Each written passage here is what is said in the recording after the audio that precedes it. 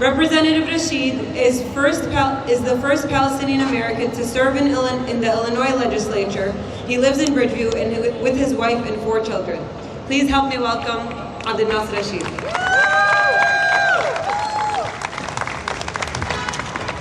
All right, Assalamu alaikum. Good afternoon, everyone. Thank you so much for coming here. Thank you to AMP and all the organizations for organizing this important event. We mourn what happened on this day in 1948, and of course, long before 1948, the planning and the scheming to dispossess the Palestinian people from our land, the creation of course, more than 750,000 refugees, the killing of thousands of people from Deir Yassin and across 1948, the destruction of over 400 villages. And we also celebrate the resilience and the survival and the continual resistance of the Palestinian people against occupation and against apartheid and against genocide.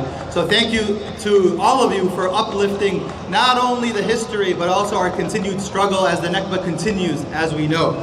Now the Nakba, the story of the Nakba, we know it. We've known it for decades. We've known it long before 1948, of course, what was happening.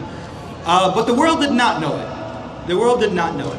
And that was deliberate. There was a clear plan, efforts to hide the story, hide the reality, hide the data, hide the history, until it was uncovered, at least outside of us, until it was uncovered by historians and the story was told and the myths busted, the myth of a land without a people for a people without a land.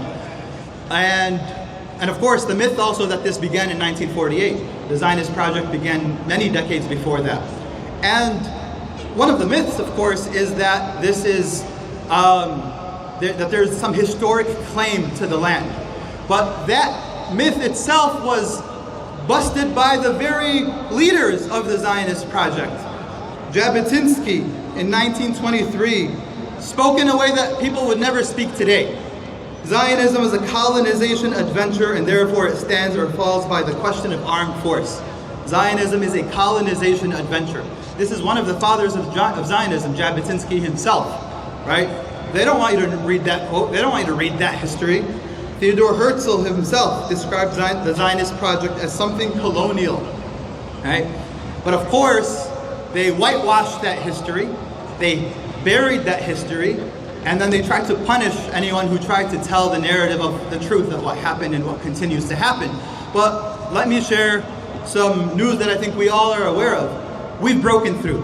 We've broken through. Now the people of Palestine, the people in Gaza in particular, have paid the price. Have paid the price for our continued struggle for liberation and for a struggle that will succeed, inshallah, in liberating Palestine.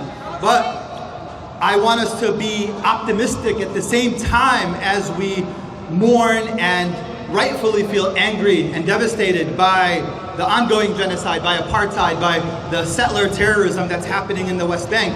We also should know that we are on the cusp. I can speak from the political perspective. There is seismic change that's happening at the federal level, at the state level, at the local level, and it's because we are organizing and we are going to continue the fight. And we have to understand that the narrative breaking through has significant policy and political consequences. Narratives matter.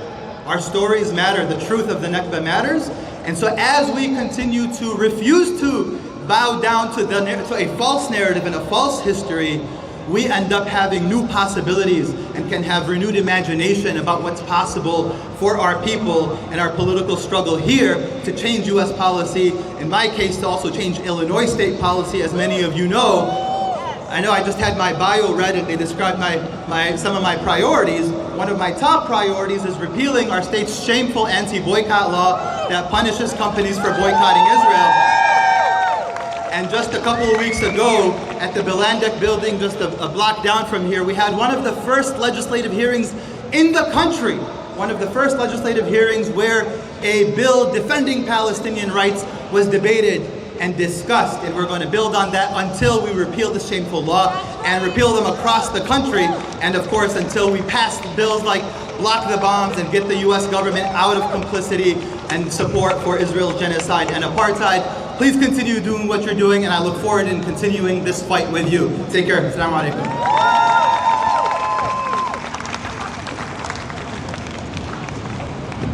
Thank you so much. AMP is actually working hand in hand with Representative Abdel Nasser Rashid to repeal this anti-BDS bill, but we need everyone here's help.